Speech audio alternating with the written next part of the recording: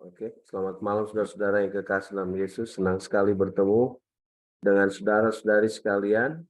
Dan malam ini tidak terasa kita sudah melaksanakan pertemuan yang keempat. Pertemuan yang terakhir dari seri Hilang dan Ditemukan.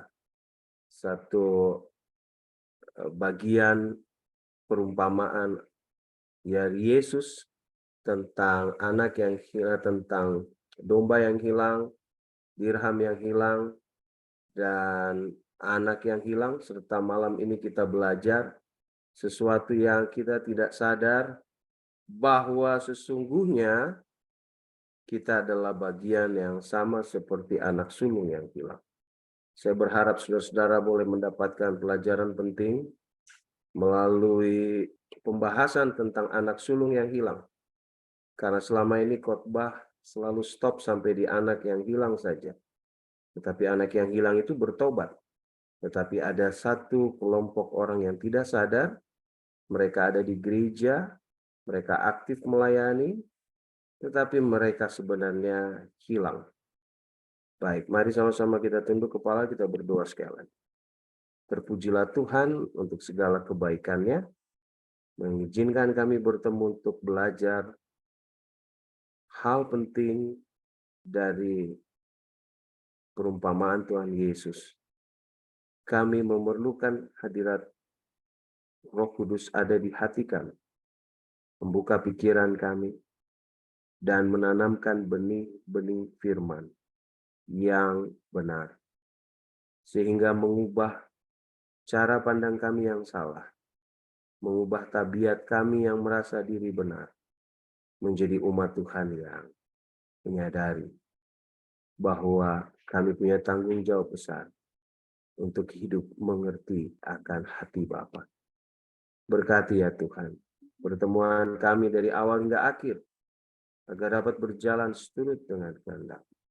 Berkati teknologi yang kami gunakan, agar tidak ada halangan apapun dalam penyampaian firman malam ini. Berikan konsentrasi kami yang penuh, walaupun kami ada di rumah atau di tempat yang nyaman untuk kami mendengarkan firman, namun biarlah hati kami terfokus sampai selesai, sehingga pembahasan ini betul-betul kami mengerti, dan kami boleh melakukan yang terbaik bagimu. Berdiri Tuhan di depan, sembunyikan hamba di belakang, sehingga apapun yang keluar dari mulut hamba tidak datang dari diri hamba, tetapi semua datang hanya daripada-Mu. Di dalam nama Yesus Kristus Tuhan dan Juru Selamat kami berdoa. Amin. Baik, izinkan saya berbagi slide dengan Anda sekalian. Ya, seperti biasa khotbah ini nanti saya akan share di chat room, supaya Anda bisa mengkhotbahkannya di tempat lain.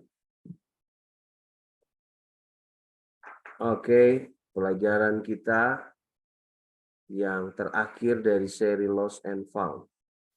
Hilang dan ditemukan. Kita sudah bahas 3 pelajaran sebelumnya, yaitu domba yang hilang, dirham yang hilang, dan anak yang hilang. Dan malam ini kita belajar yang jarang kita dengar tentang anak sulung yang hilang. Jangan lupa, saya selalu ingatkan bahwa perumpamaan ini disampaikan oleh Yesus oleh karena para pemungut cukai dibenci oleh orang-orang Farisi, oleh pemuka agama. Padahal Yesus bersahabat dengan mereka. Yesus bersahabat dengan orang-orang miskin, orang-orang terbuang, orang-orang yang dianggap rendah. Yesus bersahabat dengan mereka, dan bagi pemungut, bagi pemuka agama, Yesus telah melakukan suatu kesalahan besar. Karena bagi mereka Yesus tidak layak untuk bergaul dengan orang-orang yang dianggap bukan seperti manusia. Orang-orang berdosa yang tidak akan pernah ada di surga. Jadi perumpamaan ini dibuat untuk menjawab akan sindiran pemuka agama dan orang Farisi kepada Yesus. cerita tentang anak sulung yang hilang dapat kita ambil dari 8 ayat dari kitab Lukas 15, akhir dari pembahasan tentang perumpamaan anak yang hilang. Jadi fokusnya memang anak yang hilang. Tetapi sesungguhnya anak yang hilang itu dua-duanya. Baik yang bungsu maupun yang sulung. Dan ada perbedaannya. Yang bungsu hilang namun bertobat. Yang sulung tidak pernah hilang. Dia ada di rumah. Tetapi dia hilang dari keselamatan yang disiapkan baginya. Ini dia ayatnya. Anaknya yang sulung berada di ladang ketika ia pulang dan dekat ke rumah. Ia mendengar bunyi seruling dan nyanyian tari-tarian. Lalu ia memanggil salah seorang hamba dan bertanya kepadanya, apa arti semua itu? Jawab hamba itu, adikmu telah kembali. Ayahmu telah menyembelih anak lembu tambun. Karena ia mendapatnya kembali dengan sehat. Marahlah anak sulung itu dan ia tidak mau masuk. Lalu ayahnya keluar dan berbicara dengan dia. Tetapi ia menjawab ayahnya katanya, telah bertahun-tahun aku melayani Bapa dan belum pernah aku melanggar perintah Bapa. Tetapi kepada aku belum pernah Bapa berikan seekor anak kambing untuk bersuka cita dengan sahabat-sahabatku. Tetapi baru saja datang anak Bapa yang telah memboroskan harta kekayaan Bapa bersama-sama dengan pelacur-pelacur. Maka Bapa menyembelih anak lembu tambun itu untuk dia. Kata ayahnya kepadanya, anakku, engkau selalu bersama-sama dengan aku. Segala kepunyaanku adalah kepunyaanmu. Kita patut bersuka cita dan bergembira karena adikmu telah mati dan menjadi hidup kembali. Ia telah hilang dan didapat kembali. Ada lihat baik-baik. Ada 2 orang hilang di rumah itu. Tetapi ada perbedaannya yang saat ini kita lihat dari kedua orang itu.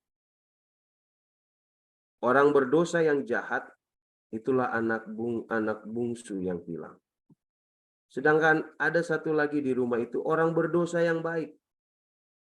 Itulah anak sulung. Karena dia tidak pernah kabur dari rumah. Dia selalu kerja dengan ayahnya. Dia adalah orang berdosa, tapi orang berdosa baik. Kepada anak yang bungsu, kita sudah tahu kelakuannya. Ia menuntut harta saat bapaknya masih hidup. Ia habiskan hartanya dengan mabuk, wanita, dan lagu-lagu nyanyian. Hura-hura.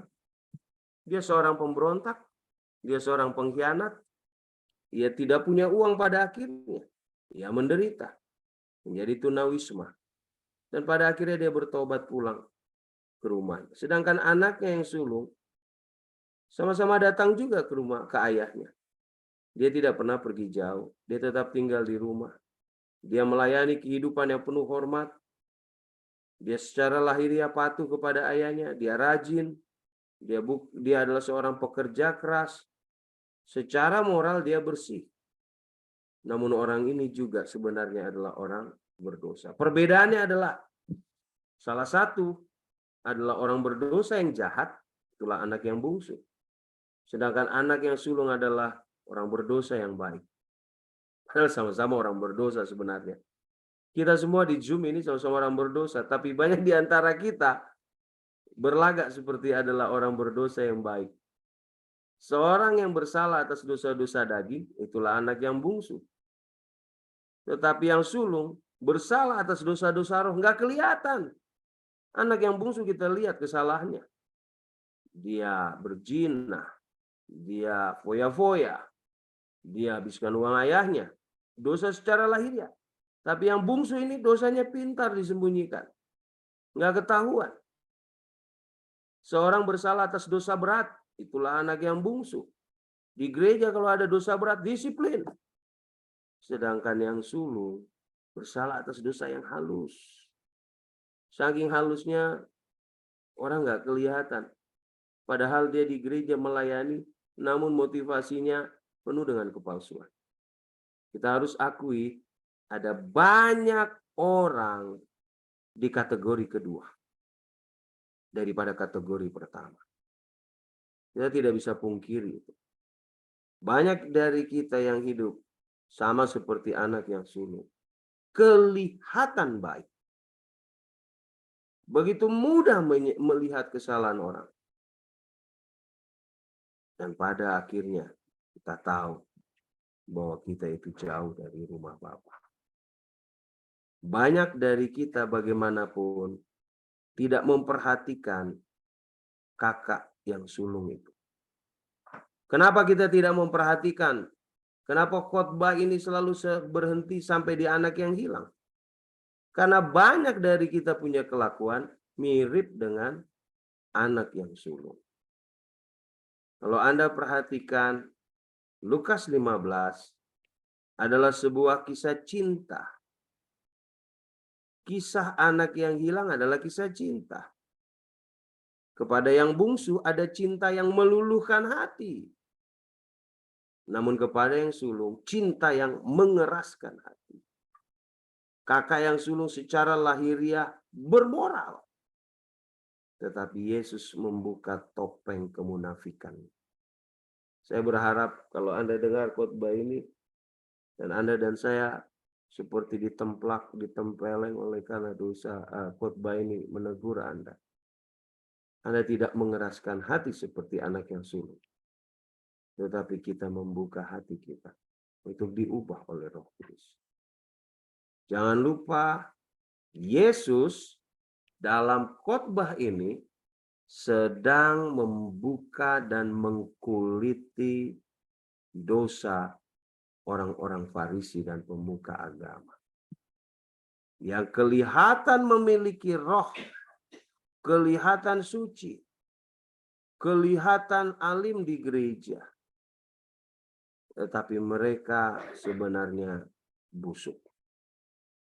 Tipe anak yang sulung atau tipe orang Farisi dan pemuka agama seringkali adalah tipe yang sama seperti kita. Mereka berpikir bahwa Injil itu lebih cocok untuk orang yang banyak dosanya. Oh, khotbah pendeta Geri ini cocok untuk si A ini. Nanti saya akan khotbahkan di gereja. Saya berharap waktu saya khotbah ada dia. Atau saat pendeta berkhotbah, kita lihat-lihat siapa dia. Oh, khotbahnya cocok. Ada nggak dia? Oh, ada dia di sana. Wah, bagus khotbahnya untuk dia. Karena kita berpikir bahwa Injil itu hanya cocok untuk pencuri, pembunuh, pelacur, orang cabul, pecandu narkoba. Tetapi untuk kita itu tidak perlu.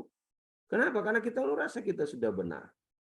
Kita merasa bahwa kita hidup tidak seperti orang berdosa. Ada 4 pelajaran penting malam ini yang kita mau bahas. Yang pertama, Anda harus mengukur kalau Anda betul-betul mengasihi Bapa, maka ukurannya adalah Anda harus menunjukkan kasih juga kepada sesama saudara Anda. Hal kedua, pelayanan kepada Allah bukanlah pengganti persekutuan dengan Allah. Banyak orang melayani, saudara. Ya, banyak di antara kita melayani. Dan kita pikir kalau sudah melayani, ya kita punya kaki satu udah pasti masuk surga. Kita melayani, kita aktif sekali. Sering foto-foto masukin di Facebook, melayani di penjara, melayani di perempatan jalan bagi-bagi makanan, melayani bagi-bagi dorkas, kasih makanan ke orang miskin, kasih pakaian, ya. Tetapi yang jadi masalah, kita pikir itu cukup tanpa memperhatikan persekutuan pribadi kita dengan Tuhan. Yang ketiga, kehidupan yang berpusat pada diri sendiri akan selalu mencuri kebahagiaan atau sukacitaan. Dan yang terakhir, jenis dosa dari yang dilakukan si sulung adalah jenis yang paling mudah disamarkan. Mari kita bahas dari yang pertama. Anda harus mengukur kasih Anda kepada Bapa dengan menunjukkan kasih Anda bagi saudara Anda. 1 Yohanes 4 ayat 20 berkata, jika seseorang berkata, aku mengasihi Allah, dan ia membenci saudaranya, maka ia adalah pendusta. Aku sayang sama kamu, Papa. Aku sayang sama kamu, Mama. Tapi sayangnya penuh dengan manipulasi. Itu dusta. Aku sayang sama kamu, anakku. Tapi hanya sekedar di mulut. Itu dusta. Aku sayang karena aku sahabat baikmu. Tetapi hanya cuma di mulut. Itu dusta. Kalau kita mengatakan kita mengasihi Allah, namun kita tidak mengasihi sesama, kita adalah pendusta. Beberapa dari kita seperti anak yang sulung ini. Kita bilang sama Tuhan, Tuhan aku sangat mengasihimu. Di hatiku selalu hanya Yesus. Yesuslah menggetarkan jiwaku. Aku mengasihimu Tuhan. Tapi ada orang berdosa di sekitar kita yang butuh pertolongan. Untuk kita doakan, untuk kita menangkan. Dan kita tidak memiliki hati yang hancur bagi saudara-saudari kita. Seringkali kita sudah mencoba, kita suka berpendapat bahwa anak bungsu adalah tipe yang paling kacau, paling rusak. Seringkali kita berpikir seperti itu. Ya. Tapi kita tidak sadar bahwa kita adalah tipe yang lebih sadis daripada anak yang bungsu. Itulah sikap anak yang sulung. Dan Yesus mengatakan dengan sangat jelas melalui perumpamaan ini. Kalau Anda dan saya mengaku mengasihi Tuhan, maka Anda dan saya harus mengasihi sesama manusia. Jika seseorang tidak mencintai saudaranya yang dia lihat, bagaimana dia bisa mencintai Tuhan yang tidak dia lihat? Jika Anda berkata, aku mengasihimu, sayangku kepada kekasih Anda. Tetapi di belakangnya, kita tidak benar-benar setia kepadanya. Apalagi Tuhan yang tidak kita lihat.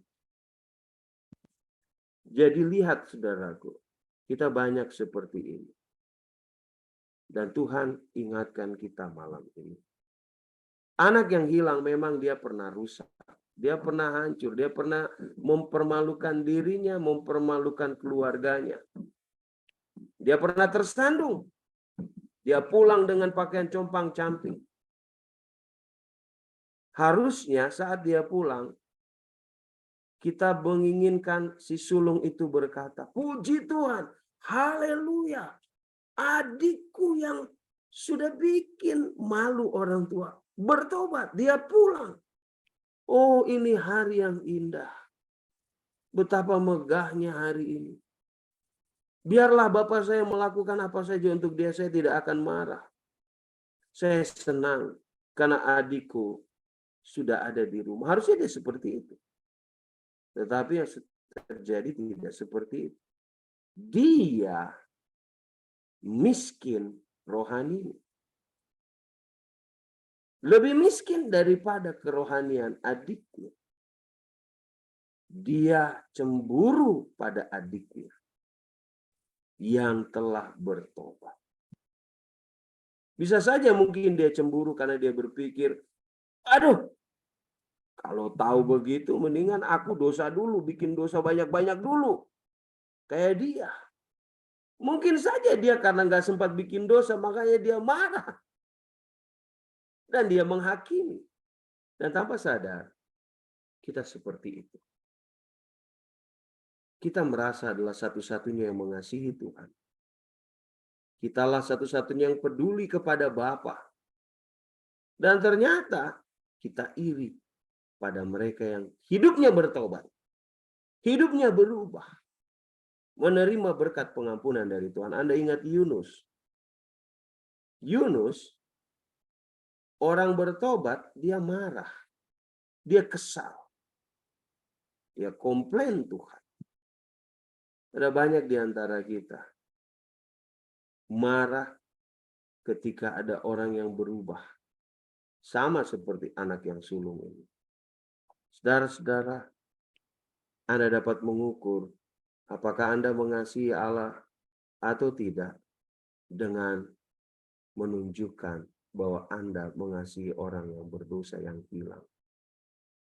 Jangan katakan kepadaku bahwa kamu mengasihi Tuhan jika kamu tidak mencintai hal-hal yang Tuhan cintai.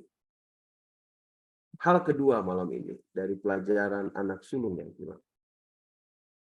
Pelayanan kepada Allah tidak menggantikan persekutuan dengan Allah. Saya harus ingatkan ini kepada semua yang hadir. Anda boleh terlibat aktif dalam pelayanan apapun.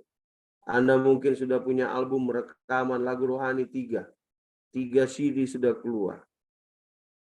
Anda mungkin sudah terpilih menjadi pegawai jemaat sudah selama 10 tahun berturut-turut. Anda mungkin kepala departemen di salah satu pengurus jemaat. Anda selalu meluangkan waktu untuk pergi menolong orang.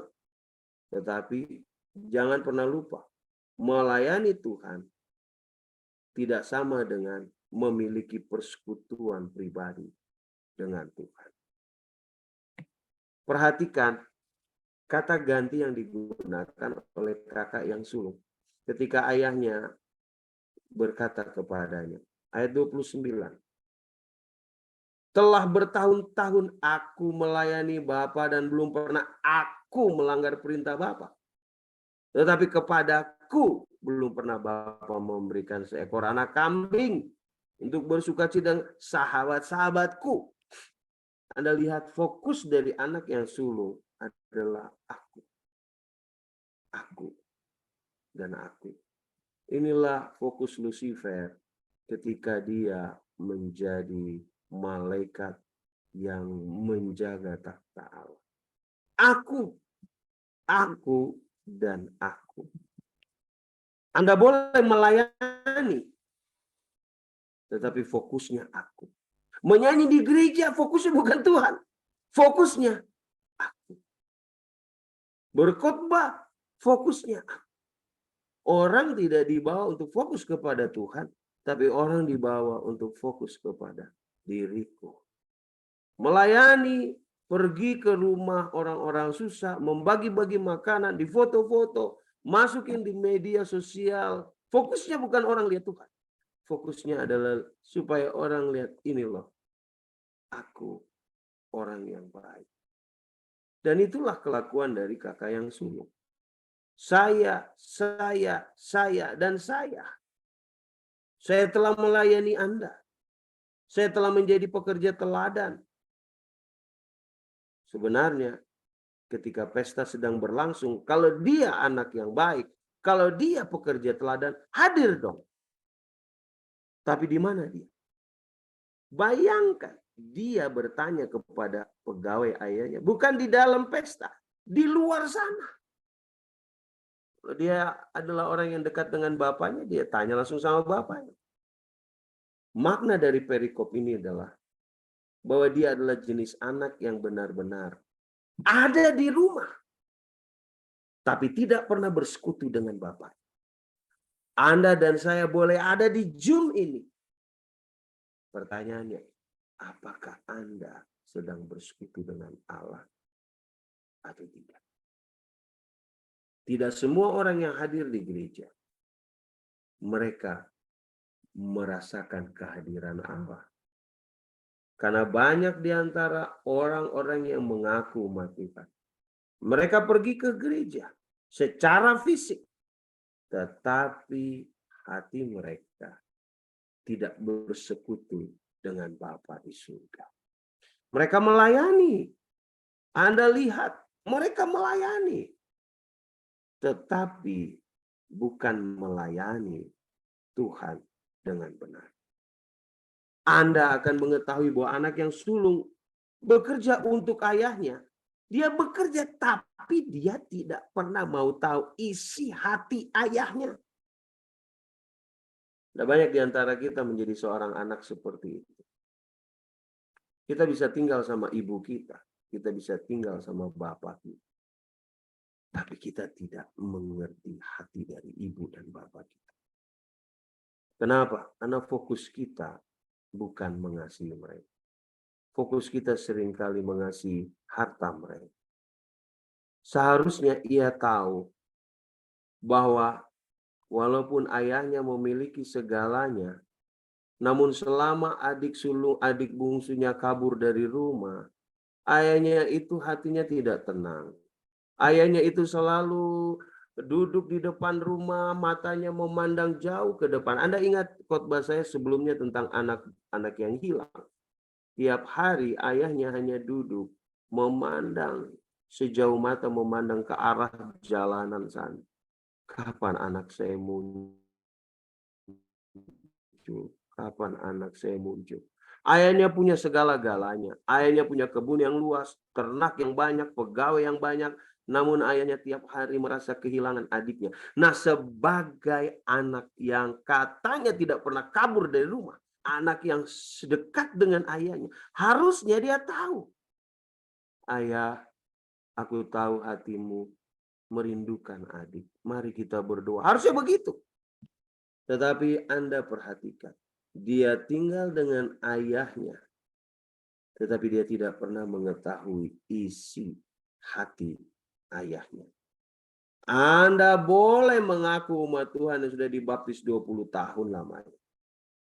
Tapi Anda dan saya bisa memiliki kerohanian seperti anak yang sulung. Kita tidak tinggal di hati Bapa.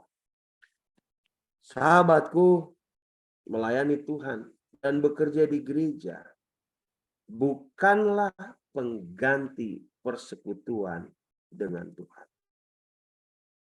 Kadangkala kita melakukan pelayanan hanya sekedar legalistik supaya kita kelihatan benar, supaya kita kelihatan suci. Kita pergi ke gereja supaya kita disebut orang Advent. Saudara, tidak seperti itu. Umat Tuhan yang mengasihi. Ketika Anda melayani Tuhan untuk imbalan, habis khotbah, nggak pulang-pulang nih pendeta. Diundang khotbah di acara ulang tahun anggota jemaat. Sudah selesai khotbah, satu persatu pulang. Nih pendeta nggak pulang-pulang. Di situ terus. Oh mungkin lapar kata tuan rumahnya, kasih lagi makanan. Habis makan nggak pulang-pulang juga. Oh rupanya nungguin amplop. Saudara, ada yang seperti itu.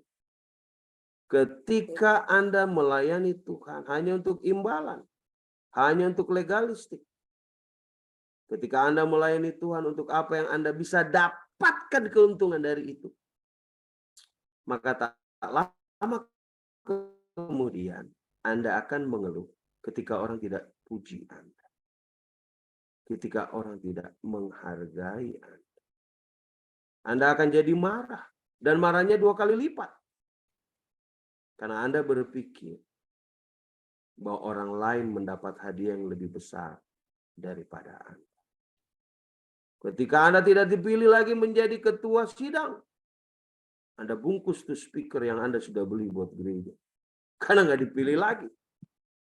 Saudara, itulah tipe dari orang yang melayani Tuhan untuk mendapatkan imbalan. Di sini ada seorang putra yang katanya tidak pernah tinggalkan ayahnya. Namun dia tidak pernah mengerti hati ayahnya. Dia jaga ayahnya. Mungkin dia selalu siapkan makanan untuk ayahnya. Dia kelihatan anak yang baik. Orang kalau ke rumah katakan, itu anak yang baik loh. Dia nggak pernah pergi tinggalin ayahnya. Mungkin seperti itu. Tapi pada kenyataannya, dia tinggal sama ayahnya. Tapi dia tidak merasakan hati ayah. Kenapa? Karena pelayanannya hanyalah untuk mendapatkan imbalan. Saudara,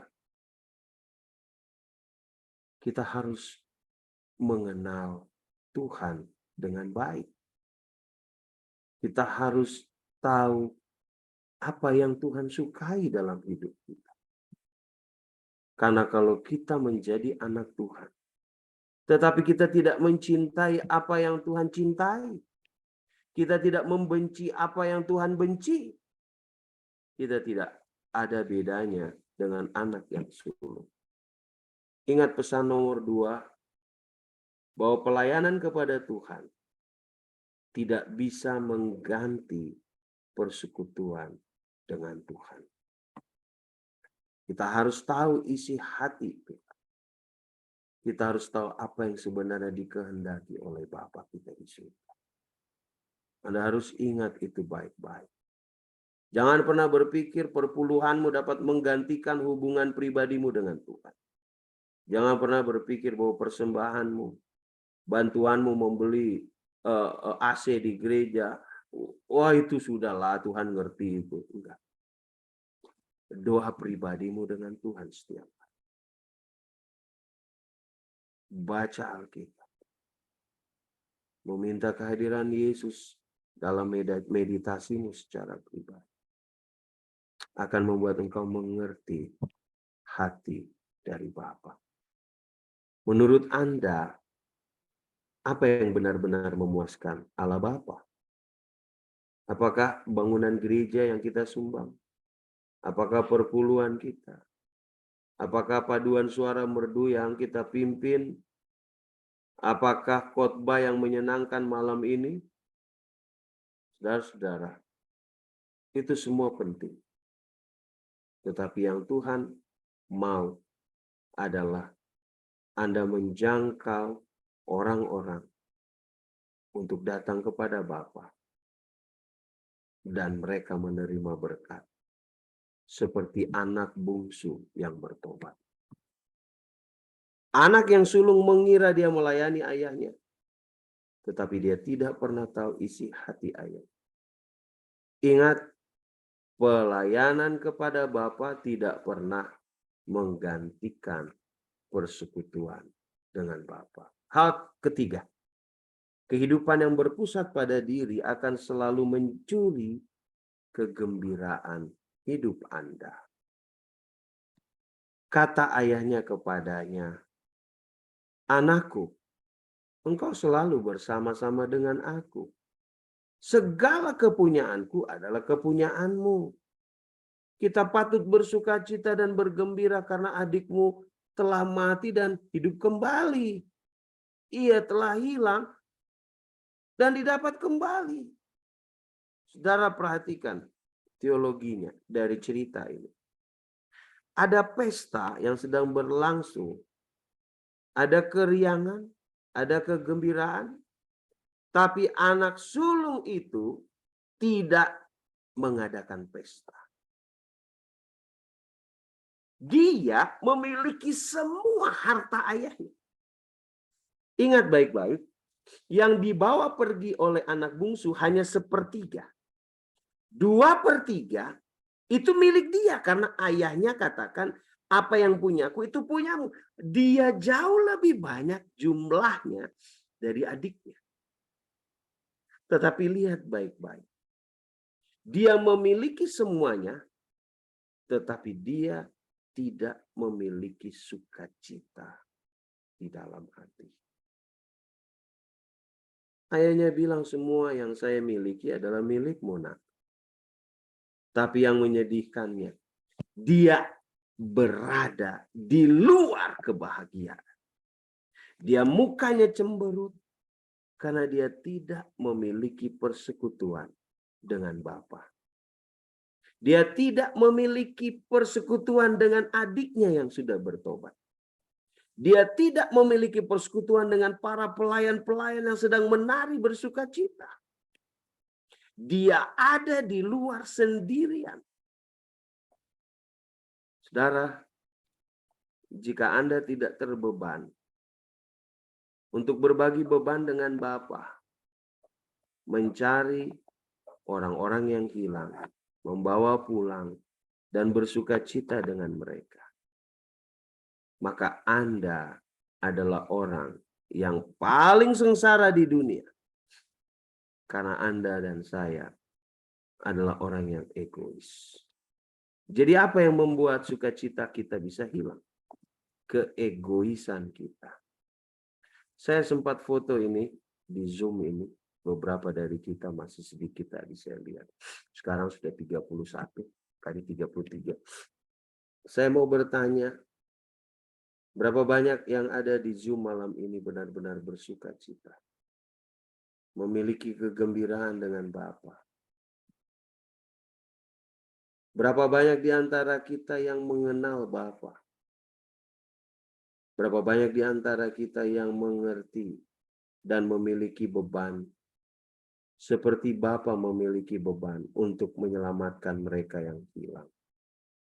Kalau kita hanya dengar khotbah, tapi kita tidak mencari teman kita, saudara kita, keluarga kita yang hilang, untuk kita bawa kepada Bapa, maka kita belum berbagi kasih dengan Bapa.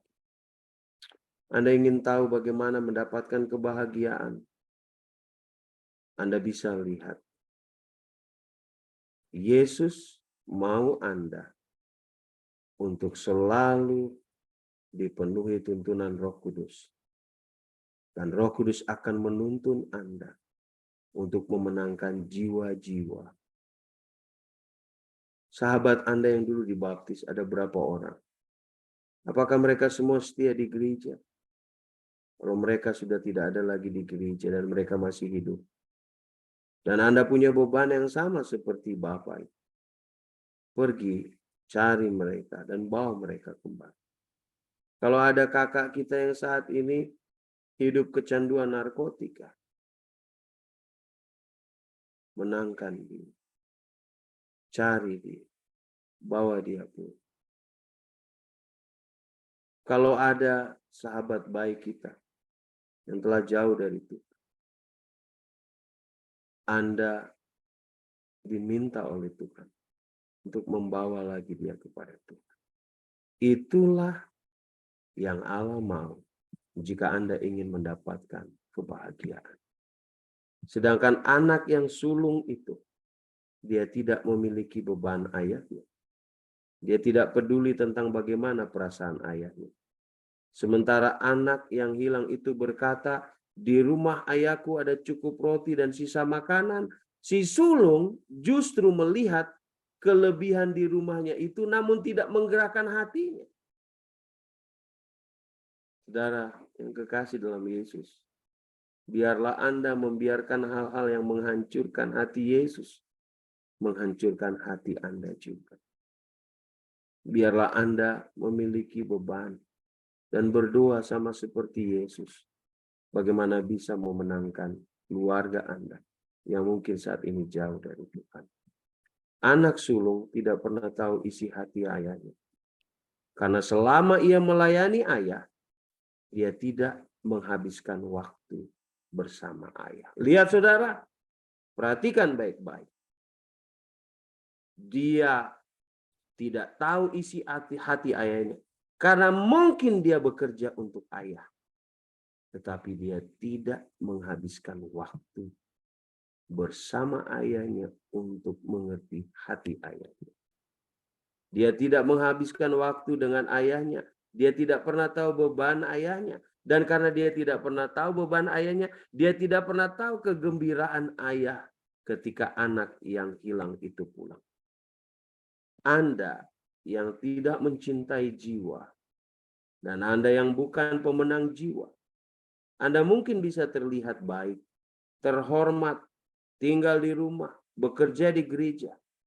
Namun jika Anda tidak memiliki rasa haus yang membara untuk melihat yang terhilang datang kepada Yesus, Anda dan saya sama seperti orang Farisi dan pemuka agama. Kita bukan anak Allah. Kita hanyalah budak. Ada pesta yang berlangsung, tetapi kita di luar. Kita cemberut. Kita tidak punya beban untuk yang hilang. Betapa sia-sianya lagu yang merdu yang Anda nyanyikan. Betapa sia-sianya kehadiran Anda di gereja kalau Anda tidak mengerti tugas utama itu. Lukas 15 ayat 10 berkata, dia yang pergi dan menangis membawa benih yang berharga pasti akan datang kembali dengan sukacita, membawa berkas-berkasnya. Yesus berkata, ada sukacita di hadapan para malaikat atas satu orang berdosa yang bertobat. Bagian terakhir dari khotbah ini. Yang keempat, jenis dosa anak sulung adalah dosa yang paling mudah disamarkan.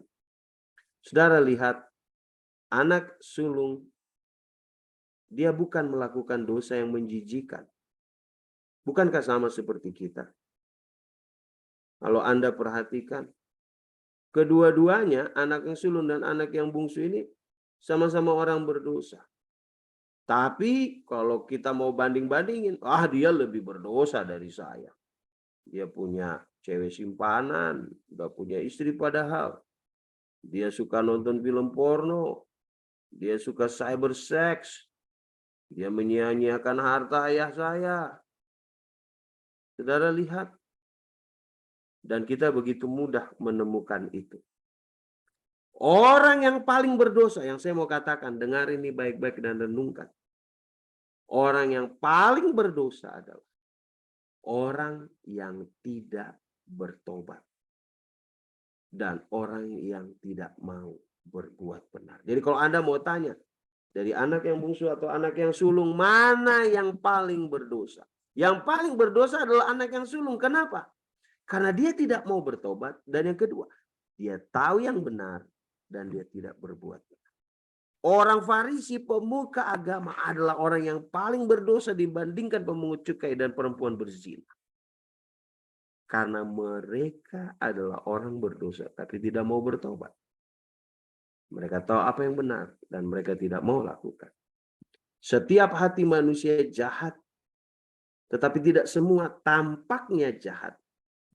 Orang Farisi mampu menutupi dosanya dengan seperti jubah yang putih, budaya yang kelihatan mereka datang dari golongan orang suci. Mereka melayani secara lahiriah di gereja. Oleh karena itu, ada banyak orang Farisi duduk di gereja dan mereka tidak berpikir bahwa ada masalah yang besar dalam hidup mereka. Tapi Yesus bilang begini sama mereka. Celakalah kamu, hai ahli-ahli Taurat dan orang Farisi. Kamu orang munafik. Kamu sama seperti kuburan yang dilabur putih. Yang sebelah luarnya memang bersih, tetapi yang sebelah dalamnya penuh tulang belulang dan pelbagai jenis kotoran. Anda lihat ini. Ini adalah kuburan di dekat kota Yerusalem. Kuburan ini kalau kena sinar matahari, cahayanya berkilau-kilauan. Kenapa? Karena memang aturannya begitu. Kenapa harus dilabur dengan kapur? Ya, supaya kuburan itu dari jauh sudah kelihatan itu tempat najis. Itu begitu modelnya. Alasan untuk mengapurnya bukan untuk membuatnya cantik, tetapi untuk membuatnya menonjol sehingga Anda tidak akan secara tidak sengaja menyentuh atau tersandung di sana. Alkitab menyebut mereka, Yesus mengatakan mereka, engkau makam yang diputihkan. Hai orang Farisi, kamu seperti kuburan yang putih. Tampaknya indah, bercahaya. Tetapi penuh tulang belulang. Orang mati dan segala kenajisan. Luarnya cantik. Batinnya busuk. Saya pernah naik pesawat terbang dan melihat pramugari kan selalu cantik-cantik ya pramugari itu. Kalau mereka tersenyum, kelihatan orangnya begitu baik. Satu kali ada seorang yang tua yang melakukan sebuah kesalahan. Lalu orang itu ditegur ya. Jadi seseorang keluarga sampingnya dari penumpang itu komplain kepada si orang itu. Tapi komplainnya adalah komplain yang tidak bagus. Dia komplain kepada pramugari itu dengan kata-kata yang kasar. Tapi pramugari itu bisa saja tersenyum, menunjukkan bahwa dia hormat. Tapi pada waktu saya pergi ke toilet, persis di toilet itu kan ada dapurnya mereka yang mereka selalu berdiri di situ. Kalaupun duduk juga dekat-dekat situ. Tapi waktu pramugari yang ditegur itu masuk ke situ, pas saya mau pergi ke toilet, dia berkata, orang brengsek itu tadi tegur aku. Dia di muka bisa terlihat senyum. Tetapi di belakang dia bisa berkata jahat. Ada banyak di antara kita, baik Anda maupun saya, terlatih tersenyum kepada orang. Namun seringkali dalam hati kita menyimpan hal yang berbeda. Mungkin malam ini Anda adalah salah satu dari orang berdosa yang baik. Anda adalah salah satu dari orang-orang seperti anak sulung. Dan Anda berkata, saya mencintai Tuhan. Tetapi Anda dan saya benar-benar tidak mencintai apa yang Tuhan cintai. Anda mungkin berkata, saya melayani Tuhan. Tetapi Anda tidak pernah tahu isi hati Tuhan. Mungkin Anda berkata, saya adalah anggota gereja. Tetapi banyak dari antara kita tidak memiliki sukacita. Tapi saya ingin kasih tahu Anda.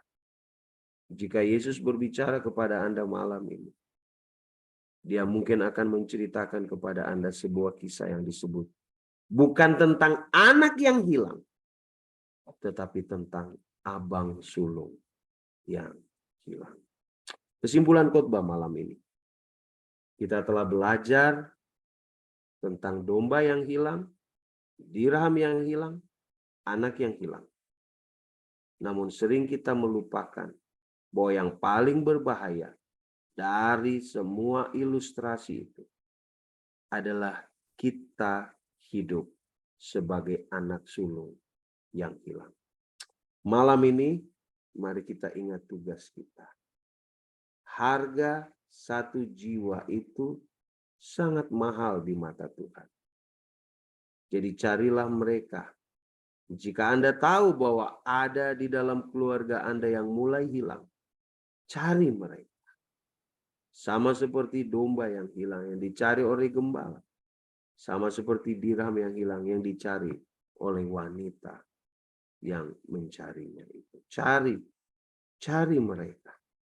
Tanpa saudara sadari, ketika saudara mencari orang yang hilang untuk datang kepada Yesus, tahukah Anda? Anda sedang membuat pekerjaan lipat ganda. Pekerjaan pertama adalah membawa orang datang untuk lebih dekat kepada surga. Dan yang kedua, Anda sedang membawa diri Anda adalah tetap bekerja untuk keselamatan bagi diri kita sendiri. Ketika Anda mengatakan bahwa Anda mengasihi Allah, maka Anda harus mengukur kasih Anda kepada Bapa dengan menunjukkan kasih kepada saudara-saudara kita. Jangan lupa, pelayanan kita tidak bisa mengganti persekutuan pribadi kita dengan Tuhan. Anda boleh berkhotbah, Anda boleh memberikan perpuluhan, Anda boleh memberikan pelayanan kepada orang miskin. Namun jika Anda melupakan pertemuan pribadi dengan Tuhan setiap hari, maka pelayanan itu tidak ada artinya. Anda akan ada dekat Tuhan, tapi Anda tidak pernah mengenal isi hati Tuhan. Itu sebabnya persekutuan dengan Tuhan harus dijaga. Yang terakhir, kehidupan yang berpusat pada diri sendiri akan selalu mencuri sukacita Anda. Saya bawa firman ini di dalam nama Yesus. Semoga Tuhan memberkati kita semua. Amin.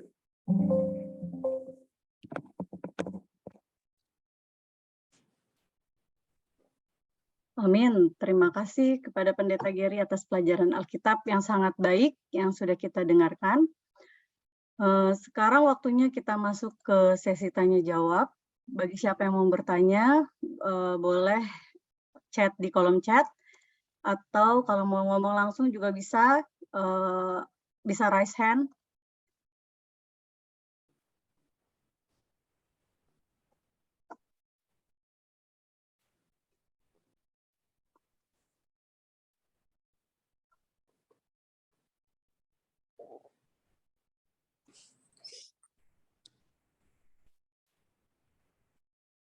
Ada yang mau bertanya, dipersilakan.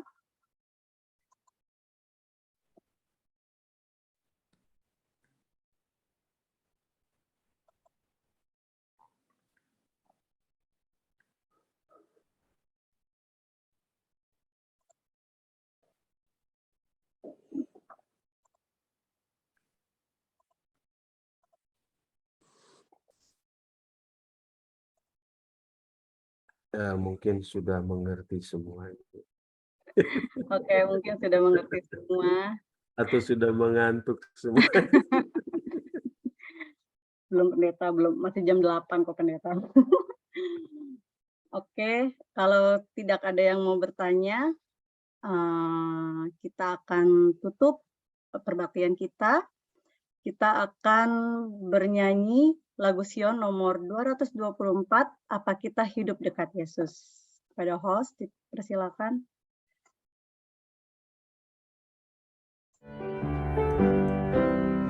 Apa kita hidup dekat Yesus dalam kesibukan hidup kita, sehingga dunia melihat Yesus di dalam hidup kita. Apa dunia lihat Yesus dalam aku, engkau juga. Dalam kasih-Mu itu, dalam bakti hidupmu, apa dunia lihat Yesus. Apa kita nyatakan kasih-Nya pada semua orang yang berdosa, maka kita menolong mereka dari binasa dosa. Apa dunia lihat Yesus dalam aku, engkau juga. Dalam kasih-Mu itu, dalam bakti hidupmu, apa dunia lihat Yesus. Apa hidup kita menyatakan perkataan serta perbuatan yang menarik atau menyesatkan orang yang cari selamat. Apa dunia lihat Yesus dalam aku, engkau juga. Dalam kasih-Mu itu, dalam bakti hidupmu, apa dunia lihat Yesus.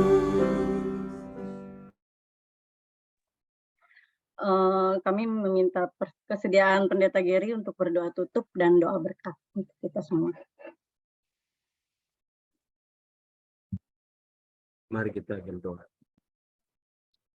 Tuhan Allah Bapa kami yang bertahta dalam surga, kami bersyukur berterima kasih karena kami boleh bertemu malam hari ini belajar akan pelajaran penting melalui perumpamaan Yesus. Kami sering terfokus hanya kepada 3 hal dari perumpamaan ini, tentang domba yang hilang, dirham yang hilang, dan anak yang hilang.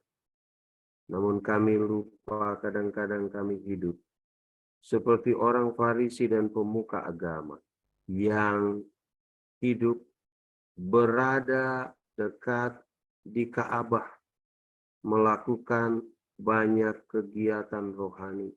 Namun sesungguhnya mereka tidak pernah mengenal Bapa. Mereka tidak mengenal isi hati Bapa. Dan mereka tidak punya jiwa untuk memenangkan orang-orang yang telah jauh dari Tuhan untuk dibawa kembali kepada Tuhan. Terima kasih Yesus menempelak kami melalui pelajaran malam ini, agar kami boleh hidup menjadi anak Tuhan yang suka melayani, namun di sisi yang lain yang memiliki hubungan pribadi dengan Tuhan, yang mengasihi Tuhan namun juga mengasihi